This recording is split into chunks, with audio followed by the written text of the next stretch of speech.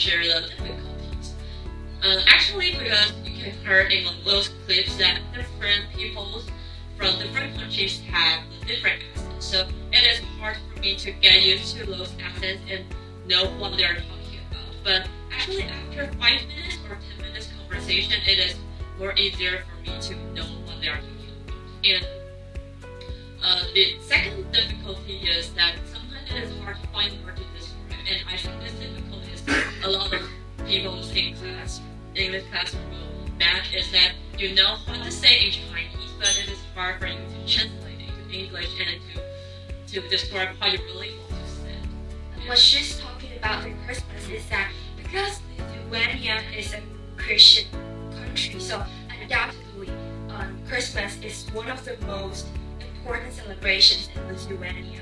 So like on December 24th, which is the day before the Christmas, they will go to like church to participate in many huge big church events, and like in the church they will like singing together or like sharing stories or kind of things. And instead of one specific story of Halloween, it's more like a combination of multiple explanations. Like giving out candy is to stop the bad spirits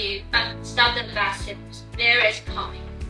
And which is really funny that he said when she was a little child, she would go to a rich neighborhood with her friends to do trick or treat, because those rich neighborhoods would always give out the best candy and the most expensive candy. And so here's my thought and my experience from the interview.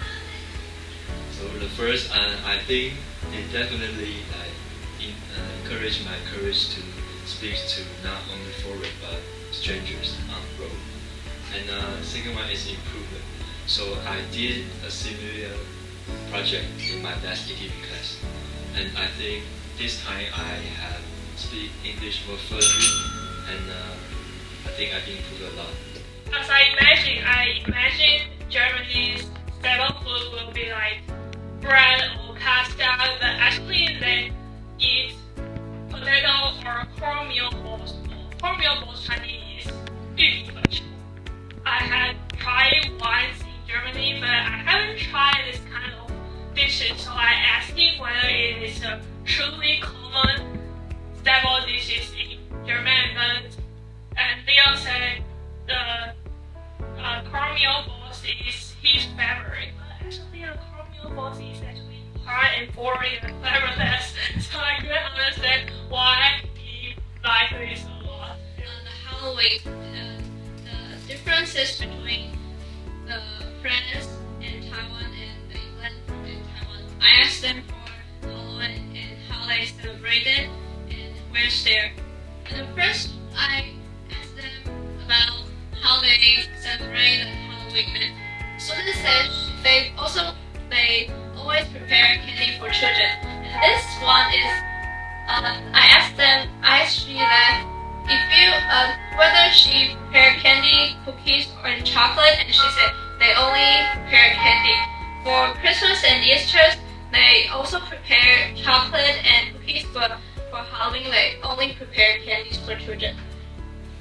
A French girl told me that she lived in Ximending. So me and my partner told him about that. Ximending are many gangsters or 打架族. I'm not sure, but I think I use what I know and tell him some. I don't know is that correct, but for some misleading information. But I told him that there are some tattoos and there's smokes and gold chains.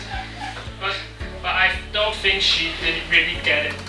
When I have some college English presentation, I can speak more fluently, but when in practical world, I chat with a real person, I found it really difficult to express what I want to share.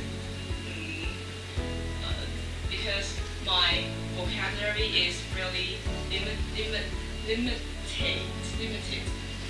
I can't express myself well. Also, I will use a lot of awkward interjections. For example, oh yeah, okay, and it's also make our conversation so boring, and they may think I don't understand what they want to share me. It's special festival about Sweden, and midsummer is spelled in Swedish, so it's different from midsummer, but it has a middle of the summer, and they celebrate it because it's the brightest day of the year, and they'll gather with their families or friends and eat traditional food. And in some regions, they'll dance around the maypole and wear flower crowns. And they also celebrate Easter, Christmas, and New Year. The first one is that I should have prepared more questions. Just like I said earlier, Turkey doesn't really celebrate Christmas because they're a Muslim country. So it was a really dumb question for me to ask that. And the second is that I feel like I interrupt too much because I was eager to keep the conversation going. And I was afraid to have the conversation to be in silence. And to fix this, I guess I have to wait for a few seconds before responding to ensure that they have finished talking. First one is, are there any habits of Taiwanese people that may be considered impolite in your country? And Hyung-woo answered, no specific title system for addressing elders in Taiwan. In Korea, using proper titles is very important unless we have close relationship. It is best to attach the appropriate title when addressing somebody. And Chloe says in Minnesota, they kinda always supposed to wave or acknowledge people who pass by on the street, even if they're just crossing the road. The last one is the insights that I think about this interview. So I feel like I can speak well, but actually it's very difficult to speak well because I can speak, but maybe not very well. So, and I will accidentally say a lot of wrong words or wrong grammar. So, in the interview, I'm afraid of saying the wrong thing, so I will just say less, like something, ooh, cool, oh, nice. I'm afraid of saying the wrong thing. I think when I was still nervous, my mouth always moved faster than my brain. So that's why I always say the wrong vocabularies, or I would say, yeah, you know, like, yeah, my mouth moved. And after the conversation, like when I was preparing for this flight, I found that I suddenly understand what the Polish man was talking about. Like I asked him what's his favorite restaurant, and he said, randomly say, oh, that's delicious, but I don't even know what's that restaurant. But after I listened to that audio again, I suddenly understand, oh, what's that restaurant. Julian and she say like in Singapore she like durian the most, and in Taiwan she like sticky tofu the most. And I think she's kind of special because she like the thing that has a really strong smell, and she thinks sticky tofu is the best food in Taiwan. Special one is the Santa Claus there, and I asked her about the Santa Clauses, and she told me that it is common for them to see Santa Claus when during Christmas, and because I sent the Santa Clauses a letter when I was little, but he didn't reply me, so I think I'm really jealous. And so here are the traditional music. I think actually this question is quite tough if you haven't seen it before. So the English students can reply me immediately, and the German students think that their traditional music is like some of the classical music because there are a lot of famous composers such as Beethoven, and also the German folk music, traditional folk music. It's like a very important festival that they celebrate and gather with their families and friends, that they show their gratitude, especially. And because Lithuania was once occupied by other countries during the Yugoslavia era, so he thinks that cultures in Lithuania is somehow affected by countries such as Germany or the Great Britain. And because I'm curious about the festival in other countries, so I asked exchange students about their country's festival.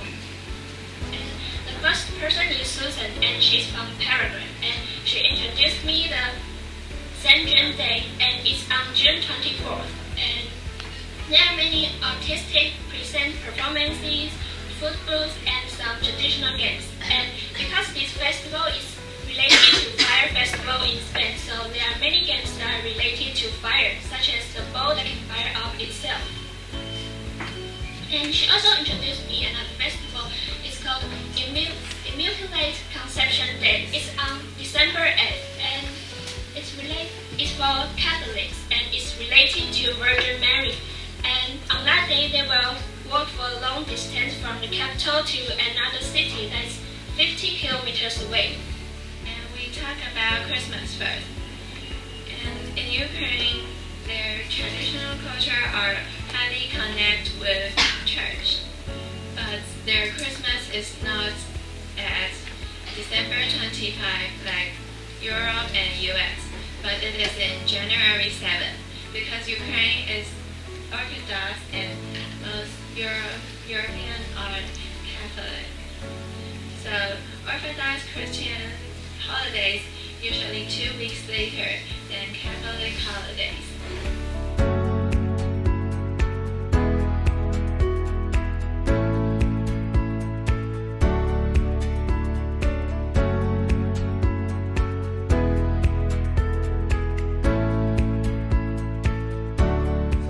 First, Taiwan's climatic and geometric limitation make nuclear power a necessity. Taiwan's small land area and high population density create significant challenges for large-scale renewable energy development. For example, solar farms require vast amount of space to generate enough electricity, which Taiwan simply cannot afford without encroaching on valuable agricultural or residential area. A solar panel can only generate approximately 930 kWh per 3.306 square meters per year. Previous argument, you mentioned that there are not many space for Taiwan to develop renewable energy. Well, Taiwan also doesn't have any space for nuclear waste to be stored. So, yeah. And since that both the nuclear power and renewable energy can harm the nature, the nuclear waste is still a very big problem for Taiwan, especially on this topic of nuclear power. First, I would like to rebut the idea of my opponent of the safety of nuclear power. In Japan, for those people who have experienced Fukushima incident, emphasize on the problem of power shortage. It can be concluded that the concern of safety can be eliminated due to severe power deficit and the problem can be regulated by enacting new laws. Also,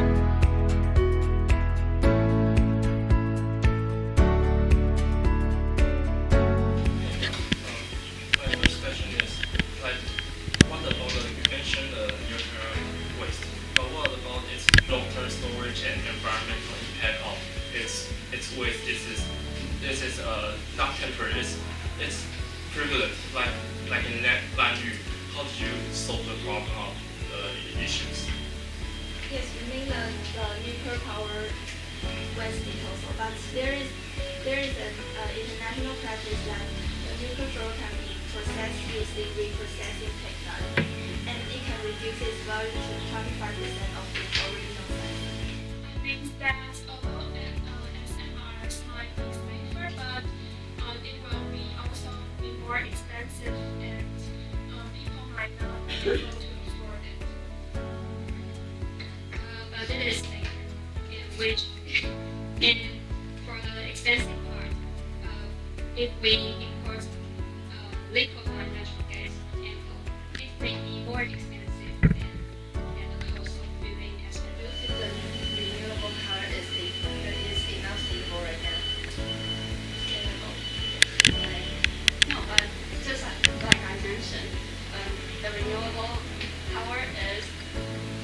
stable development and will be enough on 2029.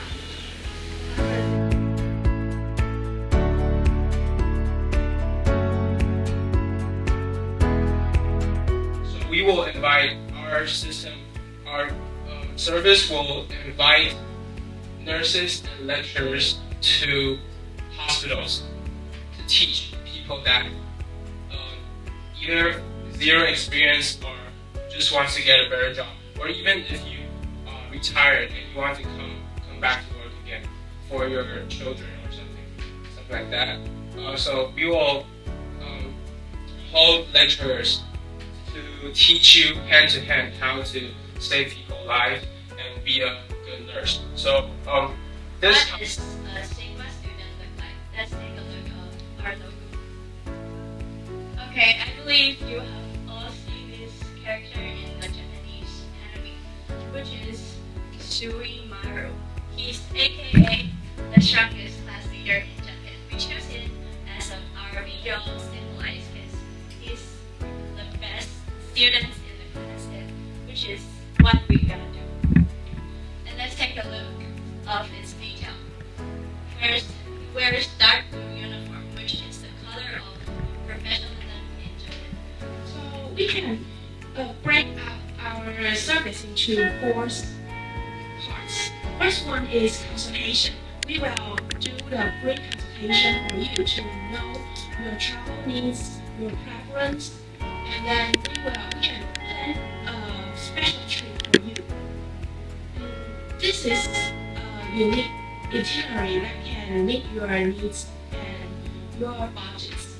Now I'm going to introduce our kids. And German has faced a serious teacher shortage problem. So each teacher in Germany is responsible for 11.7 students. And also, German school teachers have to teach for 830 hours per year. So for nearly 20 years, the compulsory hours has been increased partially, but their working hour has now reduced in principle. So as their health is in danger, the significant relief is strongly required. TREs is here to help medical staff who struggle to find time to prepare nutritious and delicious meals for your family members. So we provide a customizable meal plans which tailor to different dietary needs and preferences. And we also have deep clean packages to meet your specific needs, like you want some post renovation or seasonal cleaning.